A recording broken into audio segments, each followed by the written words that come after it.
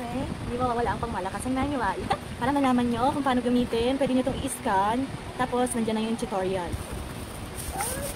Measuring cup. Ayan na measure. So, yung itlog. Tapos ito, tingnan natin. There. Pwede ka magawa ng mga garlic kineme dito. Chili. Diba? Meron din siyang label dito. Kita nyo yan. Pag open, pag gano'n. Diba? Pag ilalak nyo naman, bababa siya. Ito, dito pala siya.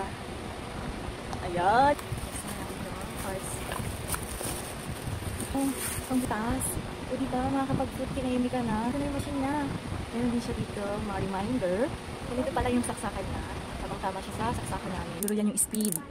Yan yung isa. Tapos pag binitawan nyo, hindi nyo na siya ulit mapipindot. So dapat sabay siya. Sabay. Unlock. Pindot. Diba? Naman, iikot nyo lang. Ito ipapalit nyo. Open nyo. Pindutin nyo yung on. Ayun. Okay na siya. Naliliman sila kung paano ilagay. Ang kagandahan dito, hindi ka mahihirapan magtanggal nung nasa loob kasi itanggal na to, hindi ka na masusugatan, di ba? O tapos ayan, kukunin mo na lang yung garlic.